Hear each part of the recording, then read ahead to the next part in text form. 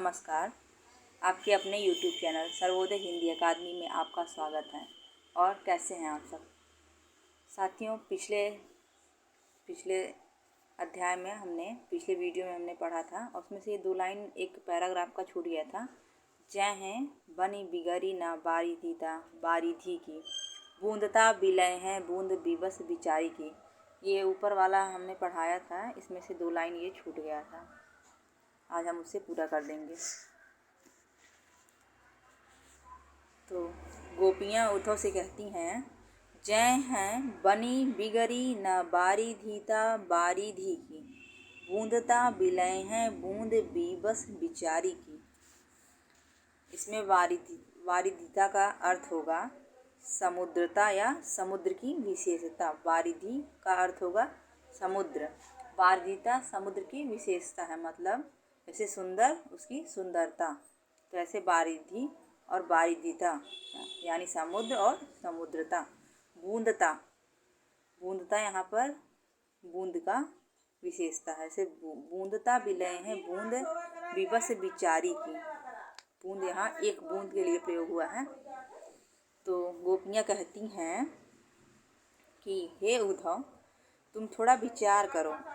क्या विचार करो कि आत्मा जब परमात्मा में विलीन हो जाता है तो आत्मा का कोई अस्तित्व नहीं रह जाता, अर्थात वो परमात्मा ही हो जाता है, कोई पृथक नहीं रह जाता। जिस प्रकार समुद्र से कितनी ही बूंदें अलग हो जाएं तो इससे समुद्र का तो कुछ नहीं बिगड़ता। अर्थात समुद्र से आप अगर थोड़ा सा जल निकाल के इधर उधर कर लेंगे तो समुद्र ही रहेगा, उसका कोई अस्तित्व नहीं बिगड़ेगा। परंतु यदि बूंदता विलय है बूंद विवश बिचारी की, तो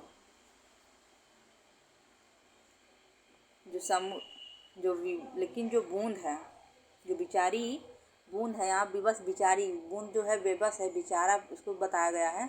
क्योंकि बूंद का अस्तित्व बहुत छोटा होता है, उसको अगर समुद्र में मिला दिया जाए तो बूंद का अस्तित्व समाप्त हो जाएगा। तो गोपियाँ कहती हैं कि हे उद्धव, कि समुद्र का तो कुछ नहीं बिगड़ता अगर उसमें से हम थोड़ा सा जल निकाल लेंगे, परंतु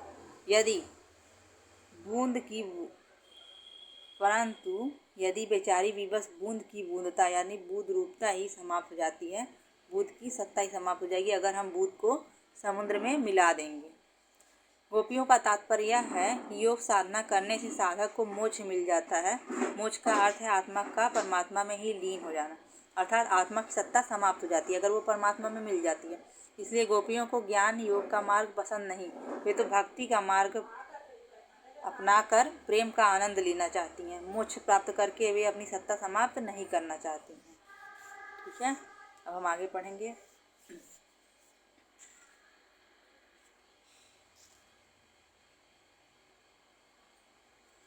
चिंता मनि मंजुल पमारी, धूर धारनी मैं कांच मन मुकुर सुधारी। रखिबौ कहूँ कहे रत्नाकर वियोग आगि सारन क, उद्धव हाय हमको बयारी भकिबो कहो। रूप रसहीन जाहि निपट निरूपी चुके, ताकौ रूप ध्याइबौ और रस चखिबौ कहो।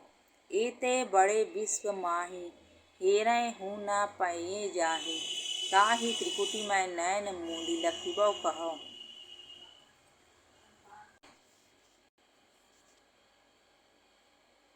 अब हम इसके कठिन अर्थ जान लेंगे। चिंतामणि ना, चिंतामणि का चिंतामणि।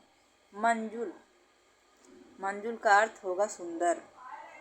पमारी मतलब मिलाना, पमारना, मिलाना। धूर धारणी, धूर को धारण करना। कांच मन मुकुर का अर्थ होगा दर्पण, मुकुर का अर्थ होगा दर्पण। सुधारी उसको एकदम संभाल कर, रखिबो रखना।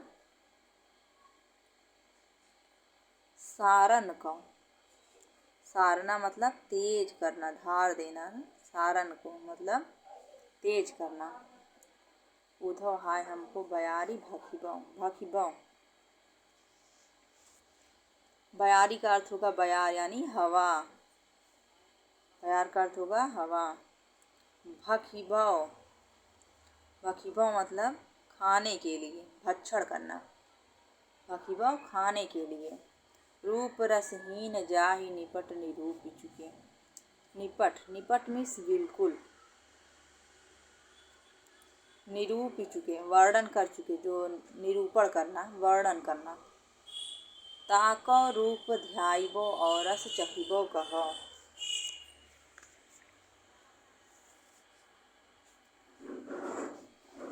ध्याइबो मतलब ध्यान। विश्व, यहाँ विश्व होगा। माही हेरै, हेरै हूँ मतलब खोजने पर। त्रिकुटी, त्रिकुटी किसे कहते हैं? त्रिकुटी नाक के ऊपर दोनों आँख के बीच का स्थान, जिसे प्रज्ञा चक्र भी कहते हैं। आपकी बुद्धि यहीं रहती है।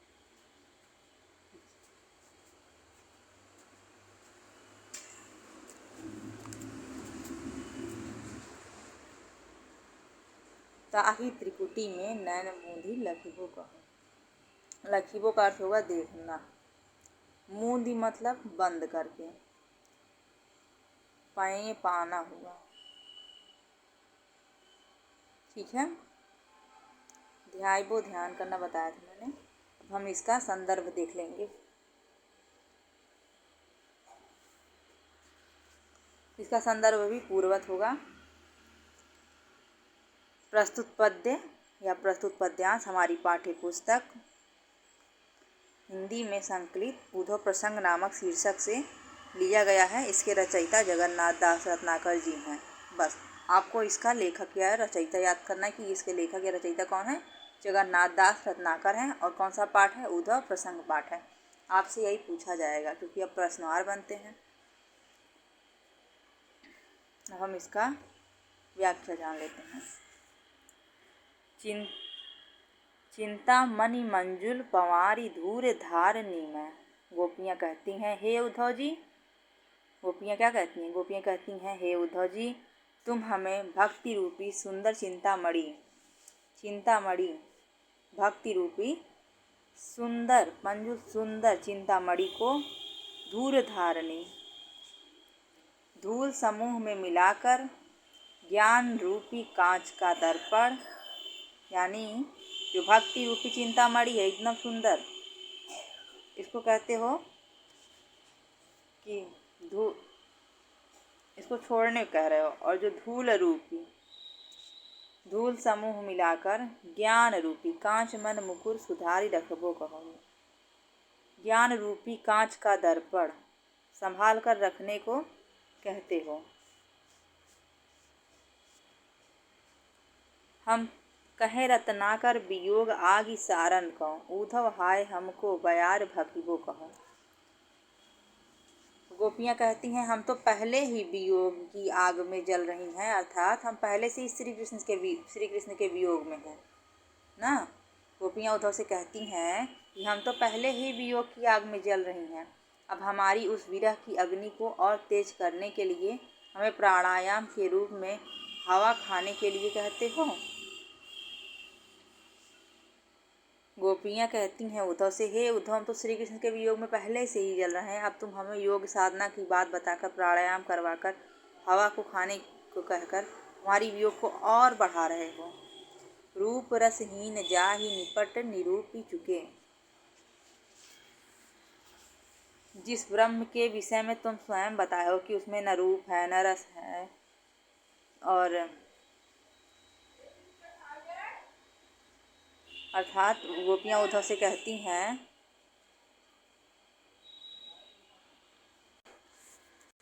हे उद्धव जी, जैसा कि आप पहले बता चुके हैं कि जो ब्रह्म है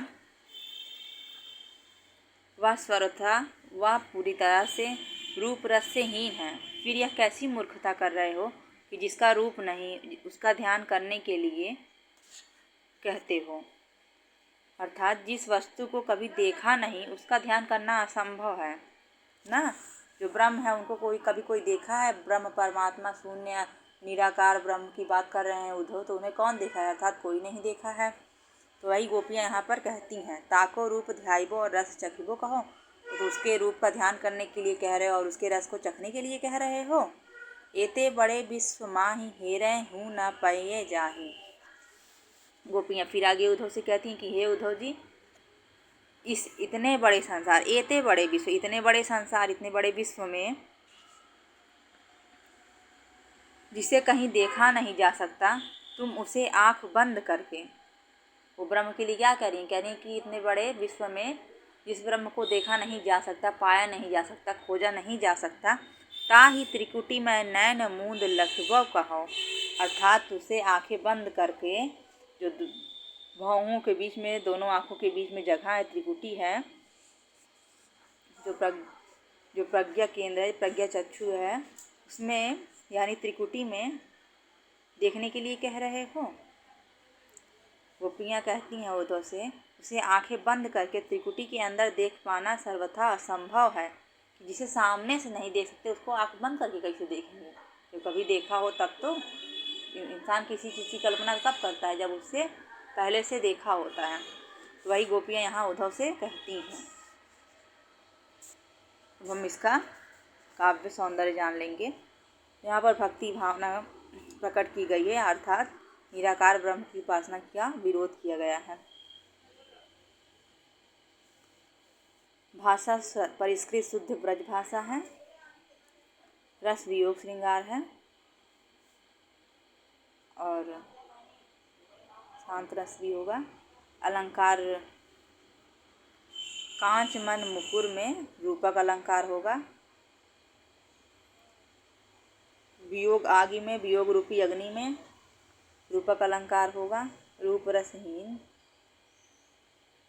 यहाँ अनुप्रास अलंकार होगा।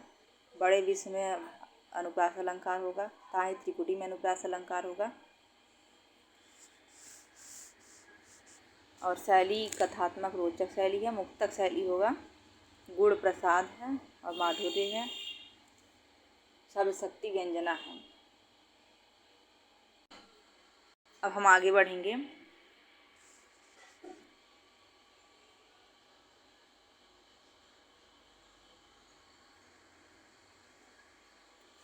सब बहुत ही पूछा जाने वाला प्रश्न है, बार बार परीक्षा में पूछा जाता है। आए हो सिखावन कौ जोग मथुरा तै तोपे, उधव ये वियोग के वचन बतरावो ना, कहे रत्नाकर दया करि दरस दीन्यो, दुख दरिबै कौ तोपै अधिक बढ़ावो ना, टूक टूक होय है मन मुकुर हमारो हाय, चूंकि हूँ कठोर बैन पाहन चलावो ना, एक मनमोहन तो बसिके उजारियो मोहि, हिय में अनेक मनमोहन बसावो ना। गोपियाँ आगे उद्धव जी से क्या कहती हैं, आगे हम देखते हैं। पहले हम इसके कठिन शब्दों को जान लेंगे। सिखावन, सिखावन का अर्थ होगा शिक्षा देना। जोग योग, मथुरा ते तो पे, उन्होंने वियोग के वचन बताना। तौ पे तो फिर, कहें तौ पे तो फिर। बैन, बैन का अर्थ होगा वचन। बैन पाहन, वचन रूपी पत्थर है, यहाँ रूपक अलंकार होगा। पाहन पत्थर,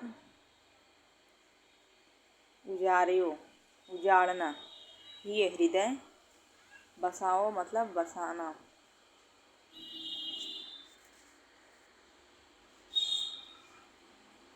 दरिबै, दरिबै का अर्थ होगा दलना या नष्ट करना। बस हम इसका प्रसंग जान लेंगे और संदर्भ जान लेंगे। तो पहले हम संदर्भ की बात करते हैं। इसका संदर्भ पूर्वक होगा। प्रस्तुत पद्य हमारी पाठ्य पुस्तक में संकलित उद्धव प्रसंग से उद्धृत किया गया है। इसके रचयिता जगन्नाथ दास रत्नाकर जी हैं। इसका प्रसंग देखेंगे। जब उद्धव गोपियों को ज्ञान योग का उपदेश देते हैं तो गोपियाँ उसके बातों की विपरीतता को सिद्ध करती हुई उसे वैसा करने से रोकती हैं तथा कृष्ण भक्ति में ही अपनी पूरी आस्था व्यक्त करती हैं। गोपियाँ उद्धव से कहती हैं, आए हो सिखावन को जोग मथुरा ते तौ पे, उद्धव ये वियोग के वचन बतरावो ना। गोपियाँ उद्धव से कहती हैं कि हे उद्धव, तुम मथुरा से हमें योग की शिक्षा देने के लिए आए हो, तो फिर ये कृष्ण वियोग की बात हमें ना बताओ। आए हो सिखावन को जोग मथुरा तैं तो पै उधो ये वियोग के वचन बतरावो ना। गोपियाँ उद्धव से कहती हैं, हे उद्धव, तुम हमें योग की शिक्षा के देने के लिए ही आए हो, तो अब ये श्री कृष्ण के वियोग की बातें क्यों कर रहे हो। कहे रत्नाकर दया करी दरस दीन्यो, दुख दरिबे को दो पै अधिक बढ़ावो ना। गोपियाँ कहती हैं, तुमने हम पर दया करी दरस दीन्यो। हे उद्धव जी, आपने हम पर दया करके हमारे दुखों को दूर करने के लिए दर्शन दिए हैं। मतलब आप आए क्यों हैं, श्री कृष्ण आपको भेजे, हम लोगों का दुख दूर करने के लिए भेजा है ना आपको। तो दया करके हमारे दुखों को दूर करने के लिए दर्शन दिए, तो फिर दुखों को और अधिक ना बढ़ाओ। दुख दरिबे को तोपै अधिक बढ़ाओ ना, तो हमारे दुख को और अधिक मत बढ़ाओ। टूक टूक होए हैं मन मुकुर हमारो हाय। गोपियाँ उद्धव से कहती हैं कि हे उद्धव जी, तुम भूल कर भी हम पर कठोर चूकी हूँ कठोर बैन पाहन चलावो ना। तो गोपियाँ उद्धव से कहती हैं कि हे उद्धव जी, तुम भूल कर भी हम पर कठोर वचन रूपी पत्थर न चलाओ, अन्यथा हमारा मन रूपी शीशा टूट कर टुकड़े टुकड़े हो जाएगा। टूक टूक हुए हैं मन मुकुर हमारो हाय। हमारा मन रूपी शीशा, जो हमारा मन है वो एकदम जो मन रूपी शीशा है, कांच है, वो टूट कर टुकड़े टुकड़े हो जाएगा। हमारा हृदय टूट जाएगा, हमारा दिल टूट जाएगा, यदि आप हम पे ये जो कठोर वचन रूपी पत्थर चलाएंगे, तो हमारा हृदय टूट जाएगा। फिर आगे गोपियाँ कहती हैं कि हे उद्धव जी, जरा विचार करो, एक मनमोहन तो बस के उजार्यो मोही, ही में अनेक मनमोहन बसावो ना। उद्धव जी, जरा विचार करो, एक मनमोहन अर्थात श्री कृष्ण ने मन में बसकर मुझे उजाड़ दिया है, यानी उजाड़ रखा है। अब हमारे मन में अनेक मनमोहन न बसाओ। उद्धव से कहती हैं गोपियाँ कि अब हमारे मन में अनेक मनमोहन न बसाओ। तात्पर्य यह है कि एक मनमोहन को मन में बसाया था तो उससे परेशान है, अब तुम एक और मनमोहन रूपी ब्रह्म को बसाने को कह रहे हो, तब तो हम जीवित ही नहीं रह सकेंगे। अर्थात श्री कृष्ण के वियोग में पहले ही हम इतने परेशान हैं, और हम ब्रह्म पे अगर ध्यान देंगे, ब्रह्म को अपने मन में बसाएंगे, तो फिर हमारा अस्तित्व तो बचेगा ही नहीं।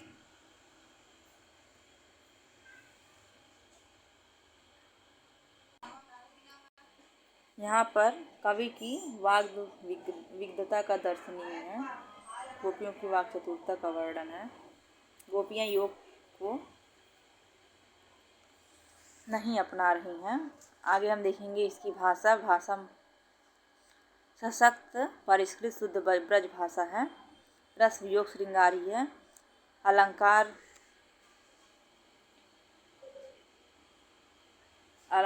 होगा यहाँ पर। दया करी दरस में अनुप्रास है। दुख दरिबे में अनुप्रास है। टूक टूक हुए, टूक टूक में पुनरुक्ति प्रकाश है। टूक टूक में पुनरुक्ति प्रकाश है। मन मुकुर रूपक अलंकार है। बैन पाहन में रूपक अलंकार है। ये में अनेक मनोहन बसावो ना, समस्त अनुप्रास अलंकार है। यहाँ पर मनमोहन और यहाँ मनमोहन, एक मनमोहन का श्री कृष्ण है, यहाँ ब्रह्म है, तो यमक अलंकार भी है।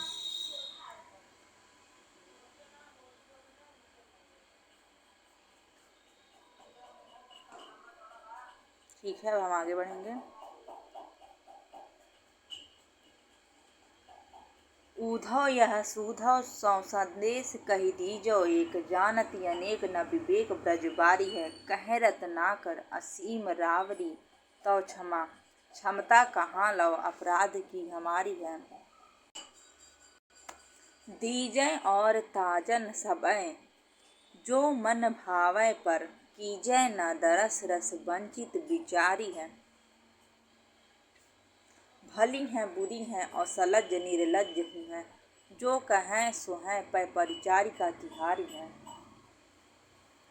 अब आगे देखें वो गोपियाँ उद्धव से क्या कहती हैं। पहले हम इसके कठिन अर्थ जान लेंगे। तो उद्धव या सुधव,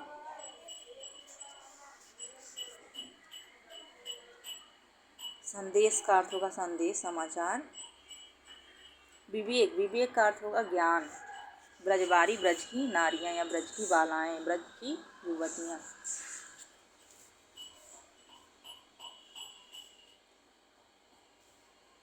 क्षमता, क्षमता, क्षमता का क्षमता होगा, सहन शक्ति। असीम, अनंत। क्षमा, यहाँ पर क्षमा या माफ़ी होगा।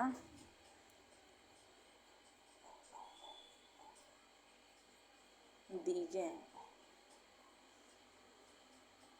देना, ताजन।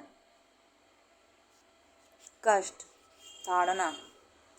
वंचित, खाली रह, खाली रहित, खाली या रहित। वंचित का अर्थ होगा खाली या रहित, बिचारी, बिचारी। सलज्ज, लज्जा सहित, निर्लज्ज हूँ। परिचारिका यानी सेविका। तिहारी, तुम्हारी। तो संदर्भ पूर्वक ही होगा। प्रस्तुत पद्य हमारी पाठ्य पुस्तक के उद्धव प्रसंग से उद्धृत है। यह प्रसंग महाकवि जगन्नाथ दास रत्नाकर द्वारा रचित उद्धव शतक से संकलित किया गया है।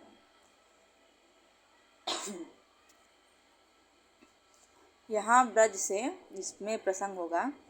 यहाँ ब्रज से वापस लौटते समय उद्धव को गोपियों द्वारा दिए गए संदेश का वर्णन किया गया। तो गोपियाँ उद्धव को संदेश दे रही हैं कि श्री कृष्ण से जाकर क्या कहना है।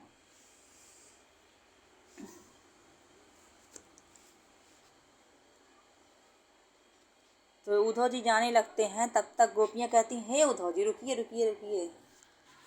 क्या, तब क्यों रोकती हैं? तब गोपियाँ उद्धव जी से कहती हैं, उद्धव जी बहुत संदेश दे लिए।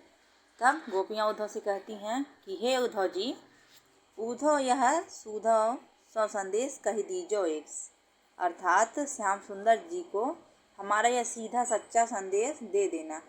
सुधव, सुधव सीधा सच्चा संदेश दे देना। कहना कि हम, क्या कहना, जानती अनेक न विवेक ब्रज बारी हैं। कहना कि हम ब्रज की बालाएं कुछ अधिक ज्ञान की बातें नहीं जानती। जानती अनेक न विवेक ब्रज बारी हैं, हम सब ब्रज की अनाड़ी हैं, ब्रज बालाएं, हम लोग ज़्यादा जानते नहीं हैं ना, हम ज्ञान की अधिक बातें नहीं जानते। हमारे कहे रत्नाकर असीम रावरी तो क्षमा, हमारे अपराधों की कोई सीमा नहीं है। कहे रत्नाकर असीम रावरी तो क्षमा, क्षमता कहाँ लो अपराध की हमारी है।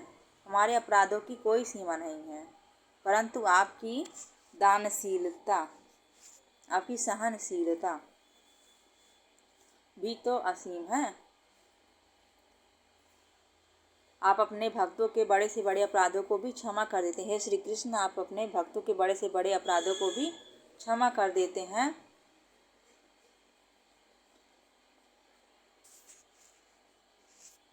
हे कन्हैया,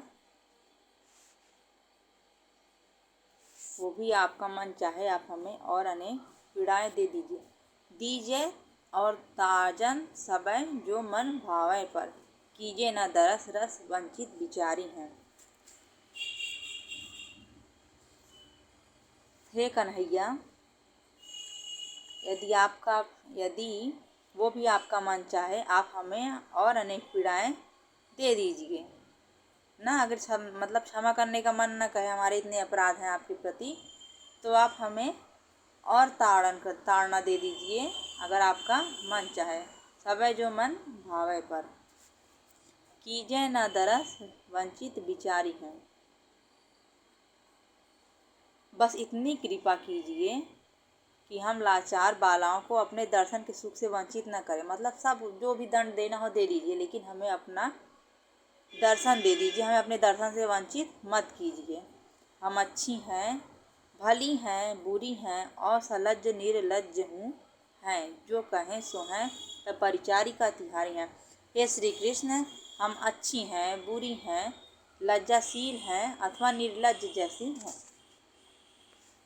जैसी तुम कहो वैसी ही है, परंतु जैसी जो कहें सो हैं, जैसी आप कहें हम वैसी ही हैं। जो भी हैं, हम आपकी सेविका हैं, हम आपकी परिचारिका हैं। अपनी सेविकाओं को चाहे वे कैसी भी हों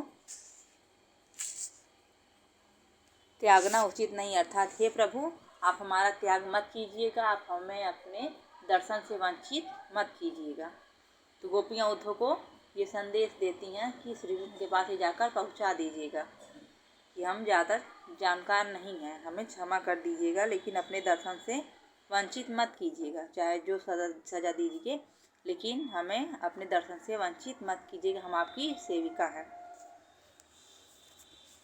तो यहाँ पर देखेंगे हम भाषा ब्रज भाषा है। अलंकार यहाँ पर अनुप्रास अलंकार होगा और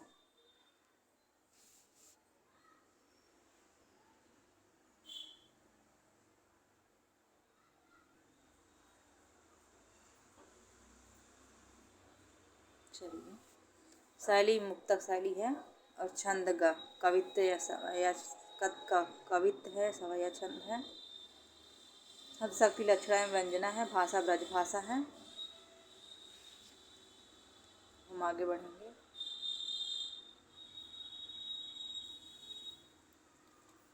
धाई जित तित तय विदाई हेत ऊधव की, गोपी भरी आरती संभारती न सासुरी। कहे रत्नाकर मयूर पक्ष को लिए, को गुंज अंजलि उमाहि प्रेम आसुरी।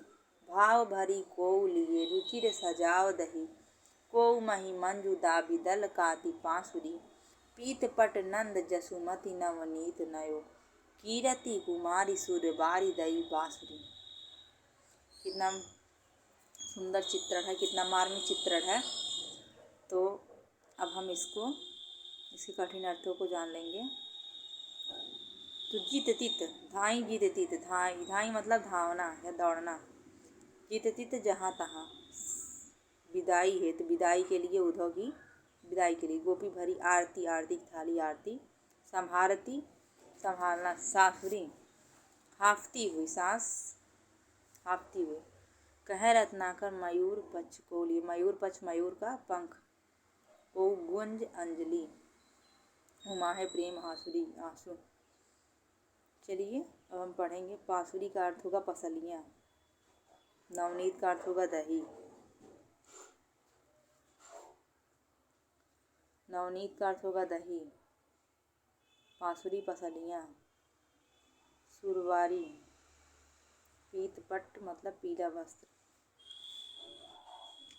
अब हम इसका संदर्भ जान लेंगे। प्रस्तुत पद्य हमारी पाठ्य पुस्तक की उद्धव प्रसंग शीर्षक कविता से अवतरित किया गया है। प्रसंग उद्धव शतक से संकलित है। इसके रचयिता ब्रजभाषा के हैं। अंतिम श्रेष्ठ कवि जगन्नाथ दास रत्नाकर हैं, या इसके रचयिता जगन्नाथ दास रत्नाकर जी हैं। अब इसका प्रसंग देख लेंगे। तो इसमें गोपियों के कृष्ण विषयक प्रेम का सजीव चित्रण किया गया है। अब हम व्याख्या देखेंगे। उद्धव जी ब्रज से मथुरा को लौट रहे हैं। क्या कर रहे हैं? उद्धव जी ब्रज से मथुरा को लौट रहे हैं। वो सब बातचीत हो गया है, अब वो मथुरा को जा रहे हैं। धाई जीत तीत तय विदाई हेत उद्धव की, उन्हें विदाई देने के लिए, उद्धव को विदाई देने के लिए गोपियाँ जहाँ तहाँ से दौड़ी चली आ रही हैं। क्या कर रही गोपियाँ? गोपियाँ इधर उधर दौड़ रही हैं। क्या करने के लिए? उद्धव की विदाई के लिए। गोपी भरी आरती संभारती न सासुरी, गोपियाँ परेशान हैं, वे दौड़ती हुई हाँफती हुई आ रही हैं। सांस भी ठीक से नहीं आ रहा है। रत्नाकर जी कहते हैं कि कोई गोपी श्री कृष्ण को भेंट भेजने के लिए, रत्नाकर जी कहते हैं कि कोई गोपी श्री कृष्ण को भेंट भेजने के लिए क्या दे रही है? मयूर पक्ष को लिए। मयूर पक्ष अर्थात मोर का पंख लिए हुए है। तो श्री कृष्ण को भेंट भेजने के लिए मोर का पंख लिए आ रही थी। कोई गुंजाओं की, को गुंज अंजलि उमा है प्रेम आसुरी। कोई गुंजाओं की अंजलि लिए आ रही है। गुंजाओं की अंजलि मतलब हाथ में गुंजा लिए। उनकी आंखों में आंसू उमड़ रहे थे। उमा है प्रेम आंसुरी। उमा है का अर्थ होगा उमड़ना। प्रेम आंसुरी प्रेम रूपी आंसू उमड़ रहे थे। जो आंसू है उसमें क्या दिखाई दे रहा था? उसमें प्रेम दिखाई दे रहा था। भाव भरी को लिए रुचिर सजाव दही। और कोई गोपी प्रेम से भरी सुंदर सजी हुई दही। कैसी दही? सुरुचिर सजाव दही। सजाव दही खाई आपने? प्रेम से भरी सजाव दही लिए हुए कोई आ रही हैं। को मही मन जुदा बिदल कति बांसुरी। और कोई गोपी मट्ठा लेके आ रही। क्या लेके आ रही हैं? मही। मही का अर्थ होगा मट्ठा। कोई मट्ठा लिए आ रही है। दाबी दलकती बांसुरी। उनकी पसलियाँ दलक रही हैं। जब वो चल रही हैं तो उनकी पसलियाँ हिल रही हैं। पीत पट नंद जसुमती नवनीत नयो। नंद जी श्री कृष्ण के लिए क्या लेकर आ रहे हैं? पीत पट नंद। नंद जी श्री कृष्ण के लिए पीला वस्त्र लेकर आ रहे हैं। और जसुमती नवनीत नयो। और यशोदा माता क्या लेकर आ रही हैं? नवनीत अर्थात दही कह सकते हैं। नवनीत लिए आ रही हैं। यशोमती श्री कृष्ण के लिए नवनीत नयो। नया नया नवनीत लेकर आ रही हैं। और कीर्ति कुमारी। यहाँ कीर्ति कुमारी का अर्थ होगा राधा जी। कीर्ति कुमारी। कीर्ति कुमारी राधा जी। क्या कीर्ति कुमारी कौन है? कीर्ति कुमारी राधा जी हैं। याद कर लीजिए। कीर्ति कुमारी राधा जी हैं। सुरबारी दई बांसुरी। तो कीर्ति कुमारी क्या लेकर आ रही हैं? राधा जी बंसी लेकर आ रही हैं। बंसी। क्या लेकर आ रही हैं? राधा जी बंसी लेकर आ रही हैं। तो देख रहे हैं सब कुछ न कुछ श्री कृष्ण के लिए लेकर आ रहा है। यहाँ पर भी वियोग श्रृंगार योगा रस में अलंकार अनुप्रास की सुंदर छटा है। अलंकार कौन सा है? अनुप्रास अलंकार है। पीत पट में अलंकार है, अनुप्रास अलंकार। कीर्ति कुमारी में भी अनुप्रास अलंकार है। मयूर पक्ष गुंजंजलि उमा है प्रेम आंसू। भाव भरी में अनुप्रास अलंकार है। और शैली मुक्तक शैली है। और छंद कौन सा है? सवैया है। कौन सा छंद है? सवैया छंद है। भाषा ब्रज भाषा ही होगा। अब तक आप लोग को याद ही हो गया होगा। गुण माधुर्य है। शब्द शक्ति लक्षणा है। अभिधा है। अब हम आगे बढ़ेंगे।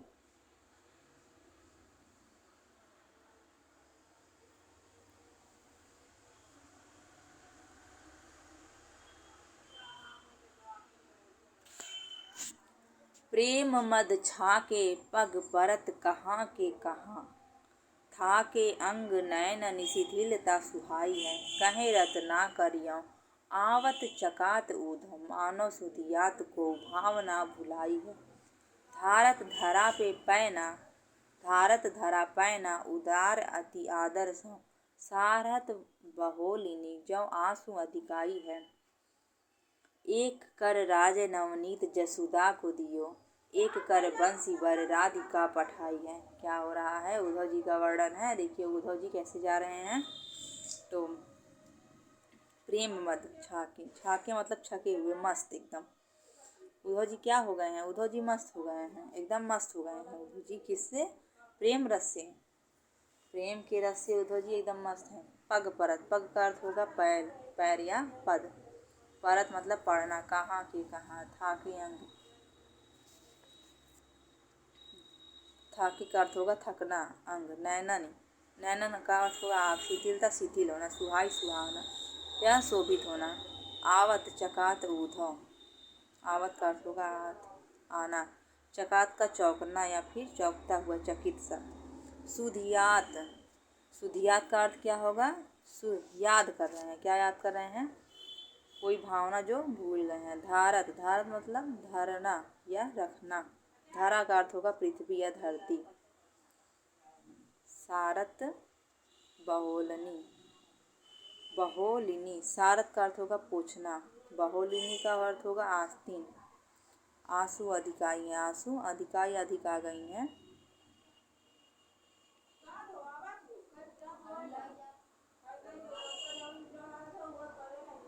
कर का अर्थ होगा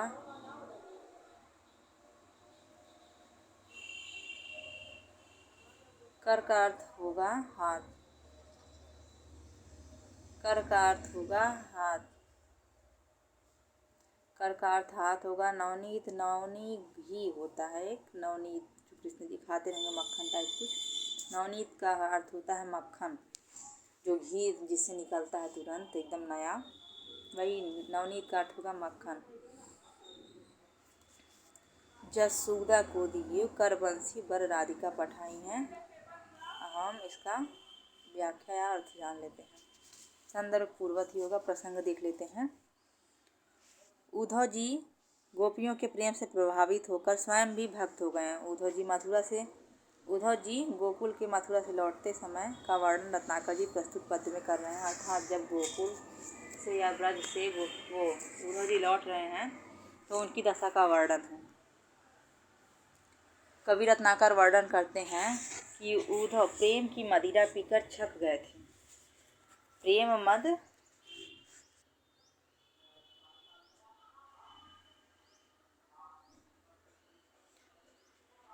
मद छा के पग परत कहाँ के कहाँ था के अंग नयन शिथिलता सुहाई है। कहें रत्नाकर यौ आवत चकात उद्धव मानो सुधियात को भाव न भुलाई है। धारत धरा पै न उदार अति आदर सारत बहुल निजो आंसू अधिकाई है। अर्थात कवि रत्नाकर कह रहे हैं, क्या कह रहे हैं? कवि रत्नाकर कह रहे हैं कि उद्धव प्रेम की मदिरा पीकर छक गए हैं, मस्त हो गए हैं एकदम। अब जैसे कोई मदिरा पी लेता है, कोई व्यक्ति शराब पी लेता है तो क्या होता है, उसके पाँव यहाँ के वहाँ पड़ते हैं। तो यहाँ उद्धव जी क्या पी लिए हैं? प्रेम रूपी मदिरा पी लिए हैं। प्रेम रूपी मदिरा पीकर एकदम मस्त हो गए, एकदम छक गए हैं। तो उनके पैर क्या हो रहे हैं? उनके पैर कहाँ के कहाँ, कहीं के कहीं पड़ते हैं। था के अंग नयन शिथिलता सुहाई है। शरीर के सभी अंग थक गए हैं, उनके नेत्रों में शिथिलता शोभायमान थी। कैसे हो गए हैं वे? एकदम थके अंग वाले, शिथिल नयनों वाले शोभित हो रहे हैं।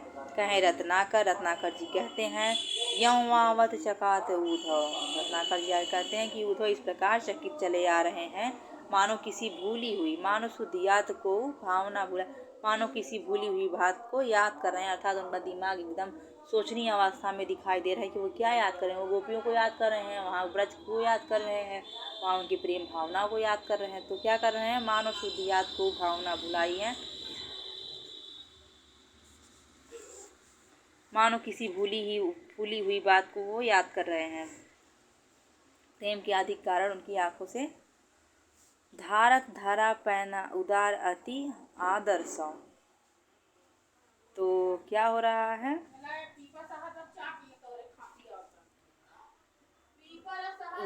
उद्धव जी जब धरती पर पैर रखते हैं, धरा पर पैर रखते हैं, बहुत ही आदर से रखते हैं। वहाँ के जो आदर से रखते हैं। सारत बहोलनी जो आंसू अधिकाई है, उनकी आँखों में आंसू आ गए हैं। बहोलिनी, उनकी आँखों में आंसू आ गए हैं। तो अपने आस्तीन से पूछ रहे हैं। क्यों आस्तीन से पूछ रहे हैं?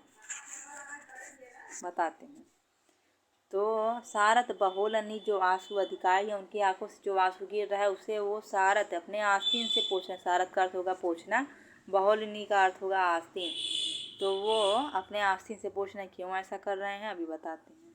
देखिए आगे क्या लिखते हैं रत्नाकर जी लिखते हैं राज नवनीत जसूदा को दिए। एक कर राज, एक कर में क्या विराजमान है? एक कर में जो यशोदा जी ने वो नवनीत दिया है, मक्खन दिया है, उसी को यहाँ पर उनके एक हाथ में नवनीत है, यानी जो यशोदा जी ने मक्खन दिया है। एक कर बंसी बर राधिका पठाई, उनके दोनों हाथों से, एक हाथ में बंसी है, दूसरे हाथ में नवनीत यानी मक्खन है।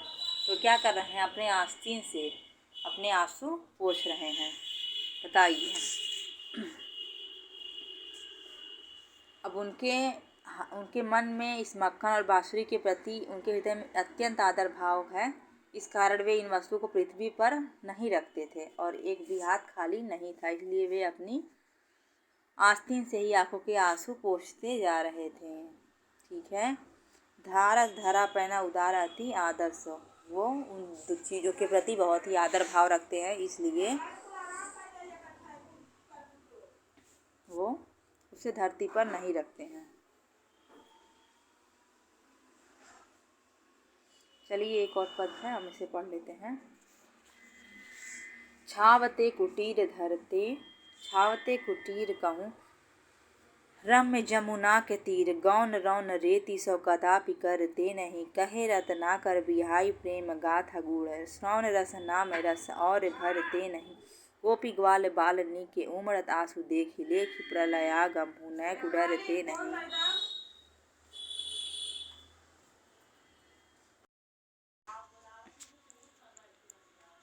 छावते, छावते का अर्थ होगा बना लेते, रम्य सुंदर, रौन, रौन का अर्थ होगा सुंदर, बिहाई, बिहाई का अर्थ होगा, बिहाई का अर्थ होगा छोड़ना या छोड़कर, गूढ़ का अर्थ होगा गुप्त या रहस्य, श्रवण रसना में रस और भरते नहीं, श्रवण, श्रवण यानी श्रवण, श्रवण कान के लिए प्रयोग हुआ है, रसना अर्थात जीव, रस और भरते नहीं, गोपी ग्वाल बाल नी के उमड़ते आंसू देखी, गोपी ग्वाल बाल उमड़ते आंसू देख, ग्वाल बाल के उमड़ते मतलब उमड़ना आंसू, लेखी प्रलयागम हूँ न को डरते नहीं, प्रलयागम यानी विनाश काल का आना, प्रलय का आना, प्रलयागम, प्रलयागम का अर्थ होगा विनाश का आना, न को जरा भी डरते नहीं, डरते ही नहीं है। चाव उत्सुकता, रावरे आपके, चितावन ध्यान दिलाना, तजी ब्रज गांव इति पाँव धरते नहीं। अब हम देखेंगे इसके संदर्भ देखेंगे। प्रस्तुत पद्यांश हमारी पाठ्य पुस्तक उद्धव प्रसंग से अवतरित है। इसके रचयिता कौन है? रत्नाकर जी हैं। बस हमें पाठ का नाम याद रखना हो तो आप बनाकर लिख ही लेंगे। आगे हम इसकी व्याख्या देखेंगे। उद्धव जी श्री कृष्ण से कहते हैं, हे माधव, मैं तो छावते कुटीर कहूँ रम्य यमुना के तीर। तो उद्धव जी श्री कृष्ण से क्या कहते हैं? श्री कृष्ण ना आप गोपियों मतलब जो उद्धव है वो श्री कृष्ण के पास पहुँच गए। क्या कह रहे हैं? कह रहे हैं कि हे माधव, हे माधव, मैं तो वहीं यमुना के किनारे, कहाँ? रम्य यमुना के तीर, यमुना के किनारे छावते कुटीर, एक ठो कुटिया छा लेते, गौन रौन रेती सब कदापि करते नहीं। और सुंदर यमुना की रेती से गौन रौन, गौन मतलब गमन, रौन मतलब सुंदर, रेती मतलब रेती से यानी उसका जो किनारा है वहाँ पर जो रेतीला बालू वोलू है वहीं पर कहीं गमन नहीं करते, कदापि करते नहीं। हम क्या करते? वहीं पर एक यमुना जी के किनारे एक ठो कुटिया बना लेते और सुंदर यमुना की रेती से कभी गमन नहीं करते। कहें रत्नाकर बियाही प्रेम गाथा गूढ़। रत्नाकर जी कहते हैं कि मैं आपकी रहस्यमयी प्रेम कथा को छोड़कर किसी अन्य विषय की बात सुनने का आनंद अपने कानों से न लेता और अपनी जीभ से किसी अन्य विषय की चर्चा करने में आनंद न लेता। अर्थात श्रवण रस नाम रस और भरते नहीं। श्रवण मतलब सुनने मर और रसना मतलब बोलने मर। श्री कृष्ण मतलब वो श्री कृष्ण से उद्धव कहते हैं कि हे श्री कृष्ण, मैं वहीं पर रह जाता। कहाँ रह जाता? यमुना यानी ब्रज में, यमुना के किनारे ब्रज में एक ठो कुटिया छा लेता और वहाँ की ज़मीन को छोड़कर मैं कहीं जाता नहीं। और आपके प्रेम, रहस्यपूर्ण प्रेम जो गोपियाँ बता रही थीं, उनको छोड़कर मैं अपने कानों से और कुछ न सुनता, न अपनी जीवा से और कुछ बोलता। गोपी ग्वाल बालनी के उमड़त आंसू देखी। उद्धव जी कहते हैं कि हे कृष्ण, मैं गोपियों और ग्वाल बाल के उमड़ते आंसू को देखकर लेखी प्रलयागम हूँ न डरते नहीं। आंसुओं को देखकर, प्रलय के बादलों को देखकर भी तनिक भय न मानता। मतलब उनके आंसू कैसे थे, जो प्रलय के बादल के समान थे। तुमसे भी मैं भय नहीं मानता। हे श्याम सुंदर, यदि तुम्हें होती चित चाव जौ न रावरे चितावन को, तज ब्रज गाँव इते पाँव धरते नहीं। उद्धव का तात्पर्य है, क्या तात्पर्य है? उद्धव का तात्पर्य है कि मैं सदैव क्या करता, मैं सदैव कृष्ण की प्रेम गाथाएं गोपियों से सुना करता और स्वयं उन्हें प्रेम कथाएं ही सुनाता। अर्थात मैं प्रेम कथाएं ही सुनता और प्रेम कथाएं ही सुनाता। हे कृष्ण, मैं गोपियों और ग्वाल बालों के उमड़ते आंसू को देखकर, प्रलय के बादलों को देखकर भी तनिक भय न मानता। हे श्याम सुंदर, यदि तुम्हें गोपियों के विषय में चेतावनी देने की मन में उत्सुकता न होती तो मैं ब्रज को छोड़कर इधर एक कदम भी न रखता। तो क्या कह रहे हैं उद्धव जी?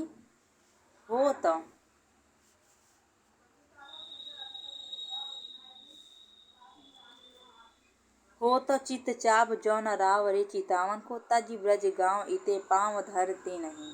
ना, वो श्री उद्धव जी कहते हैं कि यदि मुझे आपको चेतावनी देने की चाह नहीं होती चित चाप जौ न रावरे चितावन को, आपको चेतावनी देने की मेरे अंदर चाहत ना होती, आपको बताने की मेरे अंदर कोई चाहत नहीं होती, तो तज ब्रज गाँव इते पाँव धरते नहीं। मैं ब्रज के गाँव को छोड़कर इधर आता ही नहीं, इधर पाँव ही नहीं रखता। क्या नहीं करता? इधर पाँव नहीं रखता। मेरे मन में अगर उत्सुकता नहीं होती कि मैं आपको सारी बातें बता दूं कि जो गोपियों ने कही है, और जो प्रेम का मतलब प्रेम भक्ति ही श्रेष्ठ है, ज्ञान श्रेष्ठ नहीं है, ये सब बात अगर आपको बताना नहीं होता तो मैं यहाँ आता ही नहीं।